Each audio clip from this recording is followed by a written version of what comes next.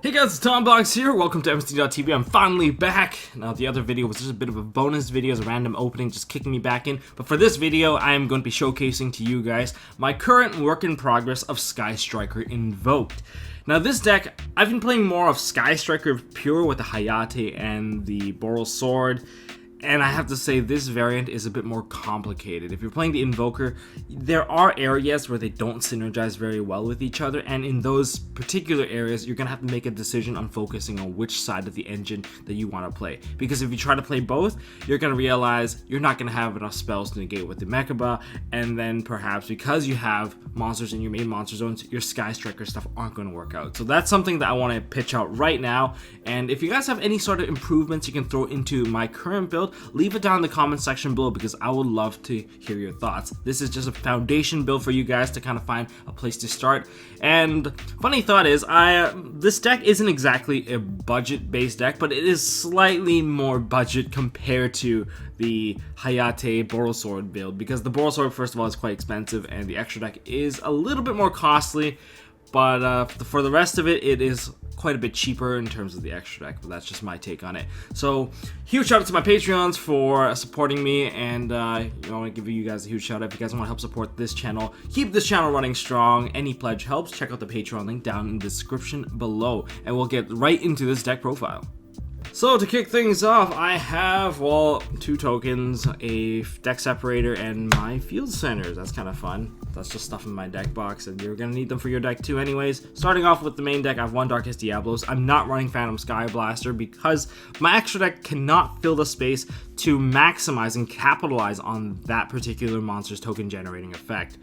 Because shoving in 3 to 4 or 5 fusion monsters, you're going to eat up a lot of the combo pieces, and that's why Darkest Diablos is there to give me a big beat stick and give me a big beat stick option where I'm playing 2 Rays. Some people are saying you should run 1 Ray. I think 2 is okay because I'm still running Darkest Diablos and gives me the extra beat stick, and I don't mind seeing this card. I don't mind ditching this card because it's pretty easy to throw stuff into the graveyard with Invoker of Madness, because to get the invocation from Invoker of Madness, you have to throw stuff into the graveyard anyway. So even if I have an extra copy of Ray that I didn't use the effect, that's fine. And Ray is just mainly there to maximize the effects of multi-roll and area 0, so I can get free or maximize the advantage coming from there by just tagging out the Ray instead. But yeah, that's where that's coming from. And then in terms of my Invoker lineup, I have 2 Alistair the Invoker. You need to play a minimum of 2. I'm not saying you should play 3. 3 could be a bit cluttery because, well, they're a normal summon based monster anyway, so you're not going to be able to get that many invocations unless, of course, you have a goblin on the field for some reason. But yeah, Alistair is mainly there because you're going to see that one of them is going to be banished while one's going to be in the graveyard, so that you can actually cycle them properly with Alistair the Invoker of Madness. And of course, Alistair the Invoker of Madness doesn't require you to use Alistair as a material. Next up, we have Drone Lockbird. I only run 2, and I'm actually down to like the last 5 monsters. Drone Lockbird, I run 2. I would like to play 3. Unfortunately, you're not light, and I need light targets. Aside from my opponent's light targets that help me get Mechaba, I only have 3 other monsters. And you can switch it out, you can actually change it up by using Gamma as your other hand trap. Of course, Drone Lockbird is just a given. It's just so good against basically every deck that searches, and you just want to stop the search. I'm using Ghost Ogre. Ghost Ogre is good against Goki. It's good against, well, a well-timed Ghost Ogre can be good against almost anything depending on when they use it. You can use it against the Firewall. It's pretty good too. So these are just some of the options that you can use to hit with for, but mainly it gets ditched into the graveyard and it kind of turns into a fusion material. But that's just my choice of hand trap. Perhaps Gamma is much better, and I think I might even agree that Gamma is probably better, has more utility, but you have to run the driver. And that's it for the monster lineup. In terms of spells, I have a Spell Fodder, a Fueler, just an extra name of spells in the grave, Upstart Goblin. I have triple Engage, because Engage is a +1 Pot of Greed plus Search. That's pretty nice. Triple Hornet Drones, because this is the engine part of the entire deck. Hornet Drones themselves can get out Alistair the Invoker. It's okay if you draw into it later on in the game, especially when you already have, say your Alistair already kind of got negated from the first attempt to do any sort of major play. If you already drew into an invocation, yeah, you can go nuts and kill your opponent just from the Hornet Drones. I am running the Metalphos Fusion and double Foolish Barrel Goods. I don't want to see more than 2 copies of this ever. And seeing 2 copies is bad enough because it's pretty much just dead. Of course, this is a really good draw. This plus an engage gives you instant successful engage, which is like the double draw engage. But anyways, I am not running Toon Table of Contents. Some say Toon Table of Contents can help you get that Toon Cyber Dragon, which is a light target, which is actually not that bad. It actually gives you that light target right away. But you can get more dead hands, and I'm not looking forward to that. So in terms of Sky Striker cards, I have a pair of Sky Striker Widow Anchor. It's just good utility. I don't need a 3rd copy. A pair of Afterburners. I could switch one of them up for a Jamming Wave. I think it's alright. It just depends on what you need. Next, I have Multi-Roll, a pair of Multi-Roll. I love seeing this card. It's so busted when it goes through. 1 Hercules base. I realized I started to use this a bit more because I'm burning through my extra deck a bit faster, and I see myself actually pushing this one off. Oh, funny thought, equipping this onto what's his face, Purgatrio, is a very, very big plus since you get to draw so many cards. It's funny. It's funny when you actually put the Purgatrio up there and you have this equipped. It is hilarious. Then of course I'm at Area Zeros, and speaking of Area Zeros, I play 2 Terraformings, and the 2 Terraforming leads to triple Meltdown. Why triple Meltdown? I don't mind tossing this stuff into the graveyard, for instance. It's just extra names to me, but I want to see Alistair as soon as possible to get access to the fusions. And for that, I have a pair of Invocation. You could even play a 3rd one if you want, but I am not that brave to play a 3 of something that I might not have materials for. In terms of the rest of the engine, I'll play 1 Foolish Burial. This is for throwing in Ray, throwing in Darkest Diablos, throwing in Ghost Ogre, or just throwing in any kind of target I need for the situation. I realized it got a little bit more flexible, and it has a higher utility point for this version of the deck anyway. And play triple Call of the Grave because I don't want to get my hand traps, especially Drow and Lockbird, because Drow and Lockbird ruins everything as both sides of the engine search, and that basically covers up for the entire main deck. If you guys have suggestions, leave it down in the comment section below, because I am also looking to improve this particular deck. And for the extra deck, let's start off with Alistair the Invoker of Madness. You can play 1 copy of this, or you can play 2 copies of this. Shout out to Alex for giving me this beautiful, beautiful OCG card. But I'm only playing 1 because I realized I don't have the extra deck space to put in more than 1. I wouldn't mind if you can play the grind game, you can put out a 2nd copy. But aside from that, you're probably not going to go any further than a 2nd copy anyways. So 1 Alistair the Invoker. And remember, his effect is that you can get a copy of Invocation or Book of the Law by discarding 1 card from your hand when a fusion summon occurs while this card is on the field. So if your opponent fusion summons, I believe, then you can ditch a card in your hand and then basically get that Invocation and just threaten next turn for a big Invocation push. And that part of the effect is also not once per turn, and because it is not once per turn, that's where the whole Invocation spam comes from, and that's where the OTK kind of stems from. I play triple Kagari because Kagari is still best bay, gets you that search, and definitely you throw more stuff into the graveyard a lot quicker now, so you want to be able to retrieve it as much as possible. If this card gets Reapered, it hurts a lot. Play a pair of Shizuku and 1 copy of Hayate. I might be making a mistake by doing this, but I seem to play a bit slower, and I save this for a bit of a... When my hand's super dead, then yes, I go into Hayate, hit, and then go into throwing in the engage, and then go into Kagari and retrieve it. That's one of the ways of doing it, but it hasn't come up yet, and it hasn't come up where I needed a 2nd copy just yet. Maybe I'm playing it differently, but I am not running, what's his face, Borosword Dragon, so that's also one of the reasons why Hayate's at 1 rather than 2 or 3. In terms of my Nightmare package, it is so small. It is Nightmare Phoenix to deal with some of the most annoying cards, such as Imperial Order, and I also have Unicorn to also help deal with that particular issue. It is pretty easy to get out these 2, but by the time you get out the first one, if that one fails, you're going to struggle to get out the second copy. So if you can go to Unicorn first, go into Unicorn first, because you're not going to be able to put out 3 materials if you're really struggling. And of course, Nightmare Phoenix. Interesting choice. I cut out one of the Nightmare monsters for Proxy Dragon because he's light and he's easy to make, generic.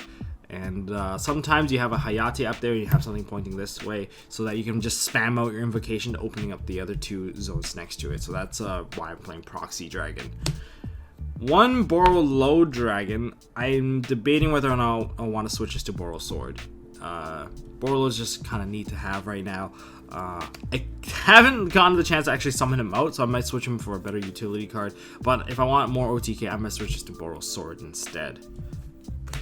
As for my extra deck, I'm not gonna lie, my extra deck is actually not quite complete in terms of this part, but I have 2 Mecha Buzz, the ones I pulled on, I guess, on camera. But 2 Mecha Buzz, because Mecha Buzz is probably the best Invoked monster. I would say I'm playing 1 Purgatrio right now. I don't want to go into Purgatrio unless I have to, but if I had a second copy of Purgatrio, I would play the second copy. But right now I'm playing 1 copy of Invoked Raijin. Why am I playing Raijin? Against pendulums, if they do pendulums, I'm using the extra monster zone, then you can flip it face down. If they synchro into anything, you can flip it face down. And once you flip the extra monster zone face down, they can basically have no access to the extra deck, and that's also pretty neat. But also, on the other hand, Droll Knockbird is a win, and if you get drolled, you can still use Raijin. And Raijin, when your opponent tries to combo requiring 2 Link monsters, if they go with the big play, then you can go Raijin and flip one of them face down. If you flip the big utility face down, or if Needle Fiber becomes a thing, you see that tuner that they put up on the field, you just book that one face down. Now they can't link summon to anything, and you can end the game basically, or end the turn for them. So that's why that's the choice here. But if it was up to me, I might even consider switching the Boral Low Dragon into another copy of Purgatrio. The reason why we don't really need Boral Sword is because Purgatrio basically does the same thing. It has multiple attack, it's really big, and you don't really need to, per se, switch something into defense position to deal with it. That's why you don't need Boral Sword in this variant, because Purgatrio already serves that exact same purpose. And that's basically it for the deck. I'm going to show you guys something fairly quickly now, just so you guys know when you're going to die. Okay, to showcase this combo, you require a light monster in the either player's graveyard, or whether it be in your hand, that also works too. But say I did use my Ghost Ogre in the previous turn to stop one play, and say I have, I don't know, right now I would be at 5 cards and I draw for turn. So this is a turn 2 kind of play. If my opponent leaves on the field 2 monsters, that should be an OTK. I don't know what these are, but these are the +1. So this combo requires access to Alistair and access to a Hornet Drones, and you can go pretty far with this. So starting off with the Magical Meltdown, I'm going to add myself the Alistair. I'm going to move these cards back so you guys get the actual zones here. And with the Alistair, don't summon him yet. You want to go into the Hornet Drones first, get yourself the token. Now you link off the token into Kagari. Now they have Kagari. Kagari's effect will activate on the summon, and you can add back the Hornet Drones. You can technically reactivate this and use this to push forward a bigger Link monster later on, which is actually beneficial if you can really completely maximize it. But for now, I'm just going to simplify the combo. So I'm going to go into Alistair the Invoker now, and using Alistair's effect, I'm going to add Invocation. Invocation has been added. Now I'm going to link these two off because I have 2 monsters of different attributes, and because of the different attributes, I can go into Alistair the Invoker of Madness. See, you can even use tokens to make him, which is pretty beneficial, especially if you want to maintain some of your resources in some way or form. Now you can activate Invocation, and through Invocation, you're going to banish off your Alistair and your Ghost Ogre and Snow Rabbit, or whatever light target that you had available at the time. And this is going to summon out Mechaba. Now that you have Mechaba, well, on the summon of Mechaba, since he is a fusion summon, and you have Alistair the Invoker of Madness on the field, well, guess what? That just means that you can ditch a card in your hand. Let's see what I have here. Okay, I got a bunch of hand traps. I ditch one of my hand traps, and now I get to add a copy of Invocation straight to my hand. So usually the fusion kind of ends here. Most of the Invocation summon usually ends unless they hard draw 2 copies. Well, now you don't have to hard draw 2 copies. So what can I do now? I can fuse off this Alistair, but that's not exactly the ideal case here. Instead, I'm going to activate Invocation. and put this back into the deck by putting this in my hand. So now I have Alistair the Invoker back in my hand, and now I can perform additional fusion summons. And say that this was a blank card, I still have a pretty decent fusion right here, which is the one monster of Kagari. So I can play Invocation once again. I can banish the Kagari, and I can throw the Alistair the Invoker into the graveyard. And now I get to summon out Purgatrio. This goes to the graveyard. And from here, I can activate Alistair the Invoker Madness once again. I can ditch another card and add another copy of Invocation back to my hand, wherever it is. There it is. So even if this board gets wiped, now at this point, if this can attack twice, the game should be close to being over. However, I can still perform one additional Invocation summon at the cost of burning out this Alistair. So if I use this Alistair and summon out, like say I burn out like this Drone Lockbird, I can put out Raging right here too if I really want to. Then I'll have like a little trifecta of playing triple Invocation. But that's kind of where the combo stems from, where you're going to have 1800 damage, 23 times whatever monster your opponent has in a 25, and your hand is still technically full of cards. You have this, you have this. These are still kind of still there. It gets a lot better if you do have the multi-roll and you've been using Engage and all that stuff, and then basically at the end of the turn, what happens is you fill your back row with something like this, and it gets really annoying. So if your front of the board breaks, then they still have to deal with the back row. But that's kind of the summary of this combo. If you guys have other variations of the combo, please share with me. Leave it down in the comment section below. I would love to read it over. And everyone else, please check out the comments down in the comment section down below, because I think there's probably a lot more resources down there too. So if you guys enjoyed this video, hit me up with a thumbs up. Welcome me back to the scene. And if you guys want to see more stuff from MST.TV, hit that subscribe button and check out Tombox.TV if you're into watching food, and if you're feeling hungry or looking for something to eat, check out Tombox.TV, which is a bit of a lifestyle channel that I've been starting to kick off. And as always, don't forget to hold on to MST.TV.